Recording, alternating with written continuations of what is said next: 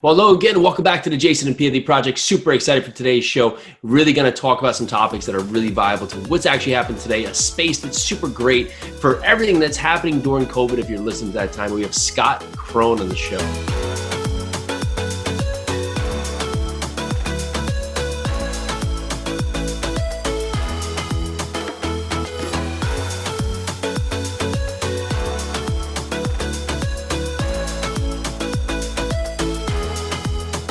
Hey Scott, how you doing? I'm doing well. Thanks for having us. I appreciate the opportunity. Well, thank you so much for coming on the show. And a little bit more about Scott. He's the founder of Coda Management Group that teamed up with investors to purchase strategically located, undervalued warehouse space and convert it into climate-controlled self-storage facilities that are managed by a top 3 operator. So a little bit more, he's done 47 syndications, over 400,000 square feet of property, 2,759 storage units currently under management, and 25 years to develop and design build experience. So Scott, thanks so much for coming on. I see that you are actually converting warehouse space into climate-controlled self-storage. Was that intended, or was there a certain time when you were doing these syndications and it looks like you were in residential and a couple other points where this just fell into your lap and you did it without knowing really the after effect, and all of a sudden it became your business plan? It's something that certainly developed. I began in multifamily, and that's predominantly where the syndication began when I was working for other people. And, the first project, which was my master's, was a 400 unit family development. So we had condominiums, we had townhomes, we had single family homes, and it was on 50 acres, and it was a ground up development. And I worked for them for 6 years. And each and every one that we did was along those lines. And so when I started Coda, we began in single family, and then we got into multifamily, got into mixed use. We have done 5 churches. We've just done a lot of different things. And then the crash came in 2008 and 2009, and that whole market on the residential side completely dried up, and everyone was going into apartments. And because that's the only thing that banks were lending on at that point in time were apartments. We did buy some apartments, but there was a tremendous cap compression, and it was very competitive. And so we had one client who wanted us to find him a distressed self-storage facility, and I couldn't find it. I was looking all over, and nothing was quote unquote distressed. And this is like in the heart of the previous recession. And there was absolutely nothing that was truly fit the qualifications of distress. And I was like, this is an amazing product. And that's where I began learning about it. And we actually had a warehouse where we were going to convert it into another use for a client. And we officially got the verbal approval from a mayor. And then 3 months later, she had a change of heart. And so now we were hard on a contract, had this warehouse.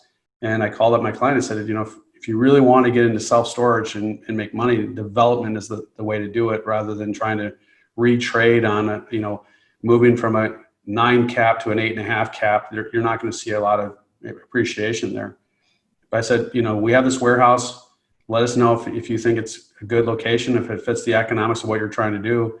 And then they came and looked at it, and they said it meets all the things that we need it to be, but we don't have anybody to develop it for us. So we did that. And that's how we got into self-storage.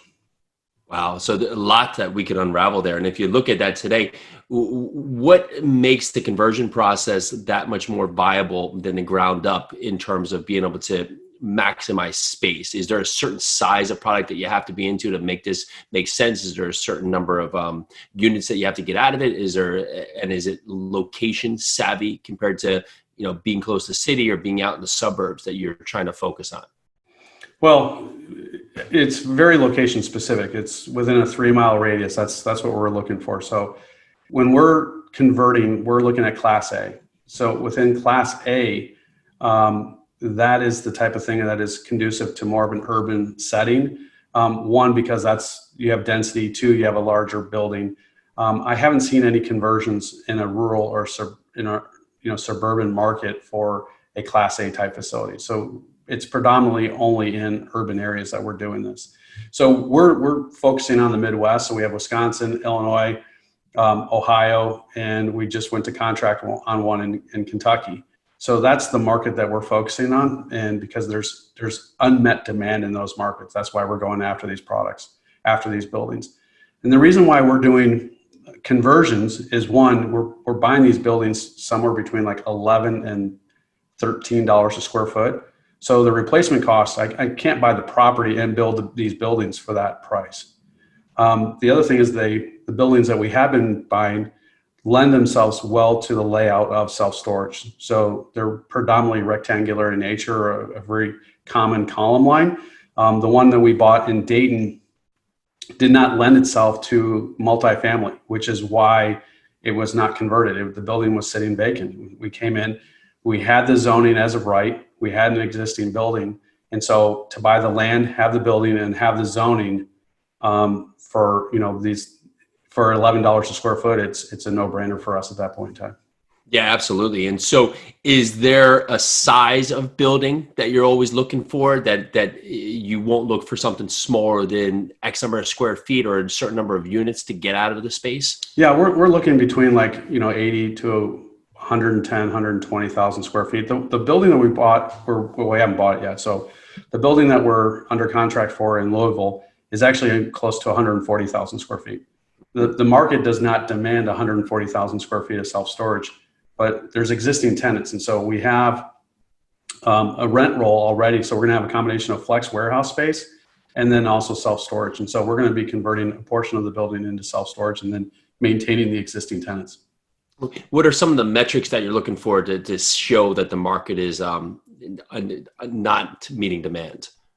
Well, first we look at, is the population growing or is it decreasing? What is happening with it? So in each of the buildings that we bought, so the last three, Toledo, Dayton, now the one we're under contract for in Louisville, we're seeing a tremendous amount of development right around what's going on. So that's always encouraging to us. So there's like 3,500 rental units coming online in Louisville, right within 2 miles of our building. So of the site, I should say. So that's exciting for us that we're seeing continued growth in there. The second thing that we're looking for is, what is the market saturation? How much lockers per square foot per capita is in the marketplace in context of the overall? And then we look at, is there unmet demand? And so in each of those cases, our competition is like 90% leased up. We're well below the saturation level for our product type. And then we look at pricing. And, are they getting good, strong pricing, and what's been happening with the pricing? And so that's one of the things that we really like about self-storage compared to when I was in multifamily. When I was working for a top 20 developer in the country, there wasn't feasibility studies out there. It was just like, if you build it, they will come, right? And, sure. We're doing a lot more due diligence now than what I was doing when I first started. I mean, it was a $100 million project. It was like, that 400 units. I mean, that's a tremendous amount of change to a community, right? And we didn't have a feasibility study to say, like, is there going to be a demand for 400 people to come in and buy these condominiums anywhere from $100,000 to $500,000? Wow. And so, for us, we have a market study that says, is someone going to rent a locker for $100? Or are they going to rent it for $25?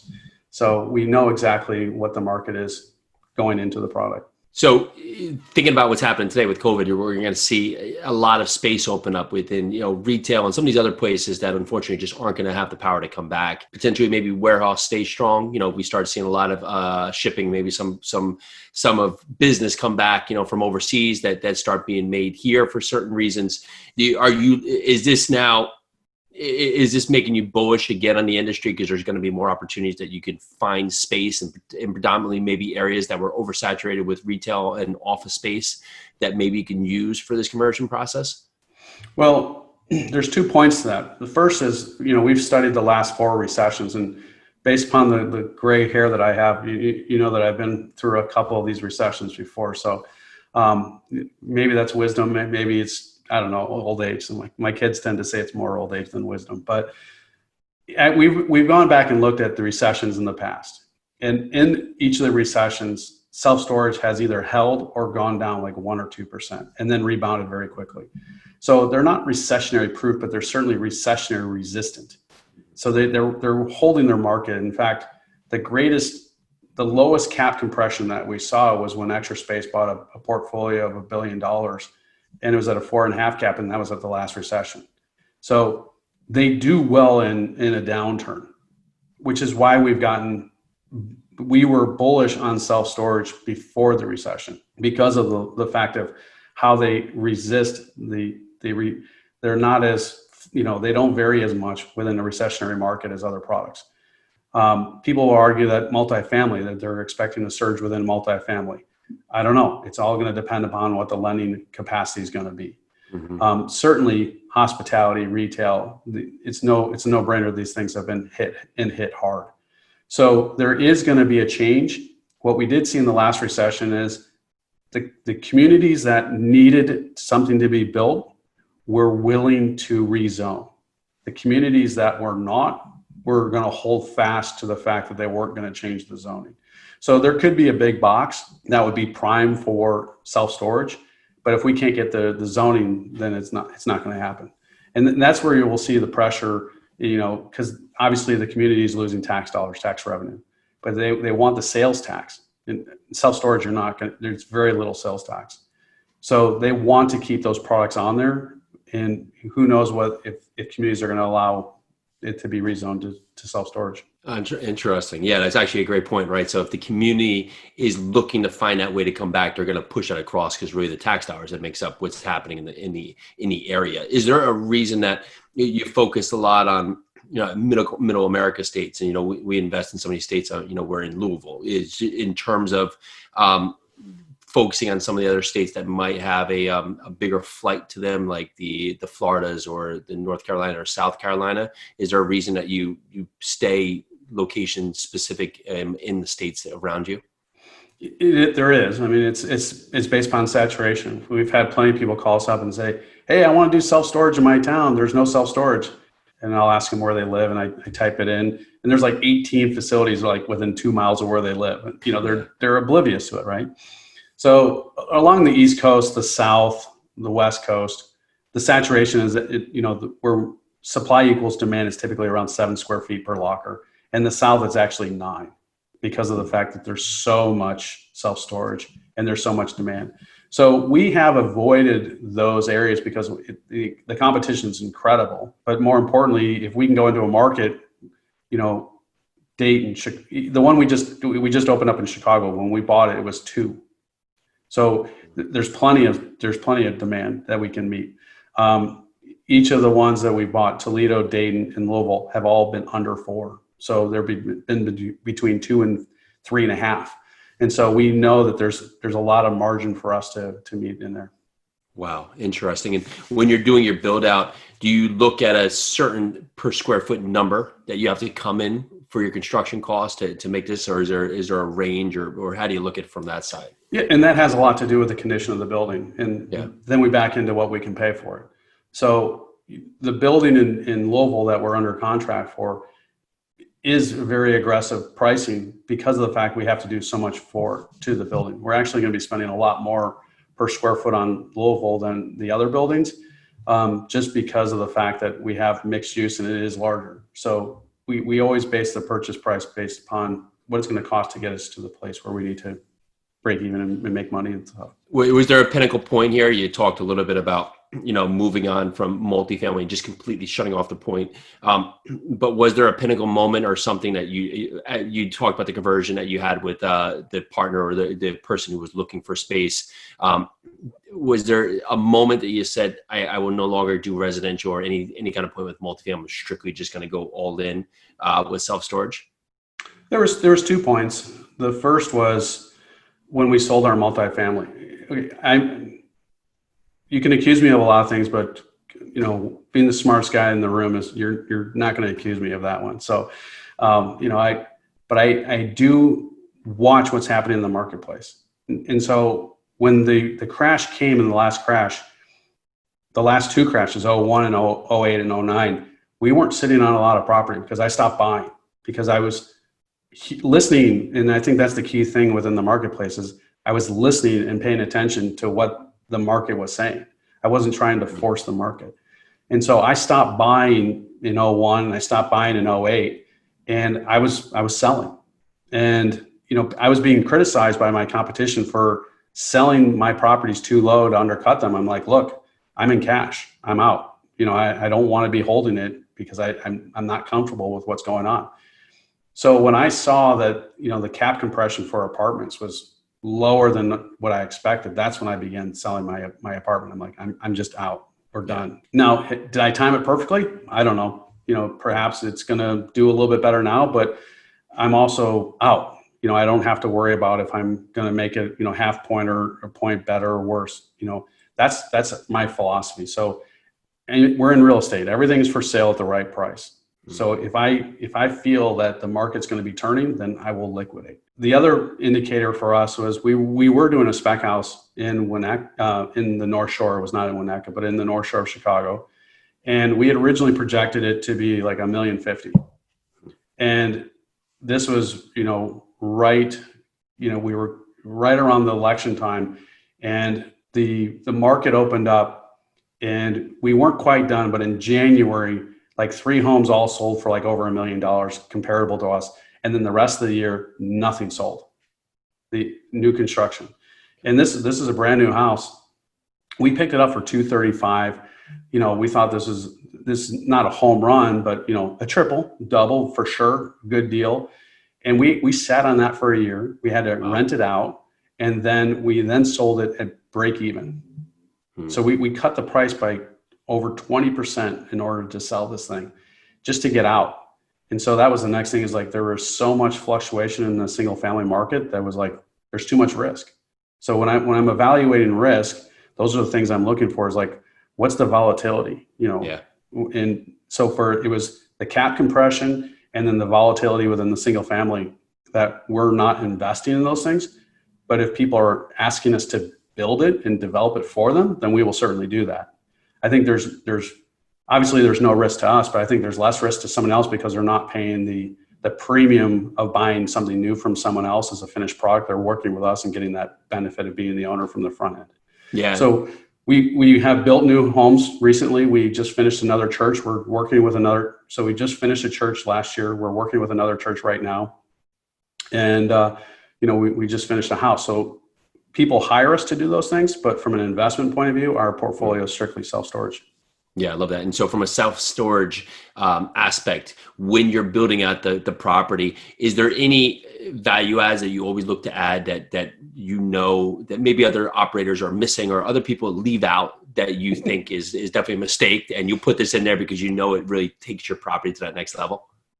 It's not that complex. You never know, right? So it could be anything, automation, key. I think right now, I think one thing I said the other day is like, it makes self-storage something that multifamily is going to take note to, is it can be a touchless experience, right? And so with the scarcity right now of what it is, I mean, you can walk in there, sign up for a locker, get key, go through the kiosk, go through your gate, go in there, go in your thing, and you have cameras around. But there's going to be some point where, I'm seeing that, virtual touring in apartments, like people are getting adjusted to that, right? When they said, oh, this won't work but now that's the thing. So now, people are selling houses through and everything else. There's certain things where multifamily will take that lesson from what they're seeing in self-storage. But in terms of what you're doing, what are some of the other income drivers or other points in the properties that really, instead of like a multifamily, right? So sometimes people just strictly focus on the rent, but they're missing all the ancillary parts from the income or the expense side that can really make the property, because they're so focused just on the drive, right? Right.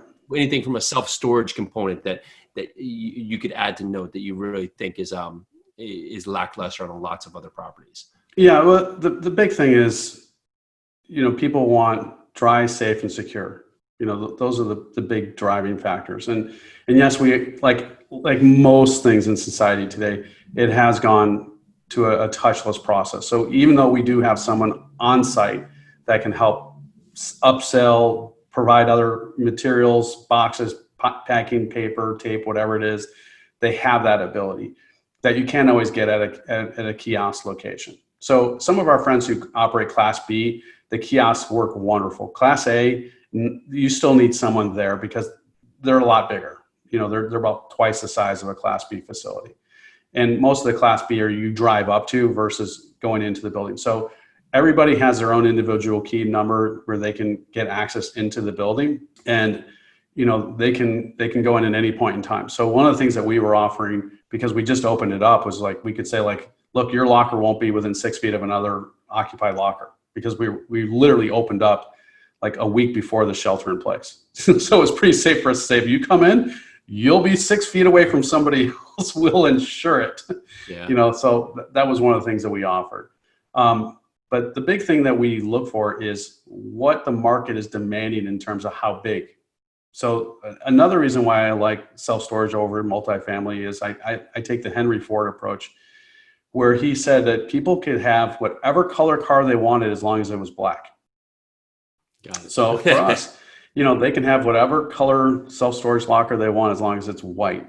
But more importantly, it's the size. So when we're going through it, and part of what our research and our due diligence is, what size is appropriate for that community. So if we just go in and build like really big units that they can't afford, then we're going to sit empty. Conversely, if we build too small of units, then no one's going to buy them because they don't want to rent like 20 little units. Yeah. So in each community, we dictate what that size is in order to make sure that we're meeting the demand. But then we have the flexibility as well, as like in one of our facilities, we were sold out of the 10 by 20s, but yet we couldn't sell the 10 by 10s. So we took out the inner wall of the 10 by 10s and made them 10 by 20s, and then they leased up. That's great. So we always look for that flexibility in terms of our layout or design to make sure that we have a lot of variations. So we're not just, our unit configurations not exactly the same throughout the entire building. What are some mistakes that are commonly made when people go into self-storage investing? Well, I don't think it's any different than real estate. They overpay, and they over leverage it. And then when the market turns or there's a change, they can't react, and then they're stuck. And so and also due diligence, what is the existing condition of the building? So some of the things that we're fortunate that we're doing is that when we're buying these buildings, we're putting a new roof on them. We're putting all new mechanicals in them. We're putting new energy efficient lighting that is motion censored, so it cuts down on electricity and on a timer. So all these systems are brand new in our building, so we don't have to worry about, is the boiler going to go out? Is the furnace going to go out? The roof and those sorts of things. So we're bringing the building up to state of the art technology. So the fact that we don't have to worry about a lot of ongoing maintenance concerns. And the business plan is you go in there, you do the complete conversion process, and then you'll bring on third-party management from one of the players there to manage the property for the life of the hold. Is that? Absolutely. Yeah. I mean, my expertise is in real estate. It's not in managing self-storage lockers. And granted, it's apartments without toilets, right? We're 35% of operational costs compared to multifamily, which is 55%. There's a reason why it's 35%, because there's not as much to do. Yeah. But there is a science to it. There is a logic to it. I hire them to do what they do best, and that way I can focus on what I do best, which is identifying properties, repositioning them, and getting them ready for the marketplace. Is there a typical hold period that you find is, and I know that you talked a bit that, for multifamily, you're always bullish on just looking for the right angle and when cap rates compress. Does that hold true again for what you look for in self-storage? Yeah, I mean, typically for our development lease up, it's a 3 to 5 year hold. That's what we convey to our investors is, we're going to plan on holding it, for 3 to 5 years. The last 3 have all been in opportunity zones, so we're cognizant of that as well to make sure that our investors are getting the maximum advantage of their taxes through the opportunity zone. So we balance all things in there. And you spoke to the city's openness for rezoning. Are you finding that traditionally a lot of the properties come in there, you have to go through that process and none of them are zoned correctly, and that's not a huge hurdle? Or is it ultimately standoffish based on town to town? It's town to town, but it's becoming more difficult. Self-storage is the ugly stepchild. Make no bones about it. It is not the sexy, Rolls Royce or, Lamborghini in real estate. And people have this negative perception about it, but yet everybody needs it. So I shouldn't say everybody, because about 10% of the population utilizes self-storage. But it's the type of thing where communities I grew up in a town that didn't want to have fast food, so they banned McDonald's. So when McDonald's was finally able to come in, they couldn't have their sign, right? You know, they tried to push it down, but ultimately people bought the McDonald's, and 40 years later, the McDonald's is still there, right? Yeah, it's that way with self-storage. So the towns that we've had to rezone it, one actually told us to write the zoning because they said, our zoning is so antiquated, we don't have the time, so why don't you just write it and we'll approve it. I mean, I have a master's in architecture, not urban planning. So I've never had to write a zoning chapter or, definitions, those sorts of things. The one we did in Wisconsin, we had to rezone it because it was zoned storage. And then they changed the definition between storage and self-storage because they were trying to block self-storage. So they de-zoned us. And I said, you guys already gave us our certificate of occupancy. And they said, well, you have to go through the process, but you won't have any problems. So we were the last ones. They were preventing other people from being self-storage because they didn't want more self-storage in Milwaukee. Toledo, Dayton, and Louisville all have the zoning. And interestingly enough, Dayton fought us. They were trying to withhold our PACE financing because they didn't like the fact that we were coming in with self-storage, and they claimed that we didn't talk to them, which was really ironic because of the fact that, we went and met with them. They made comments on what we were doing. We altered it. We showed it to them. But they were trying to block it because they wanted retail on the first floor.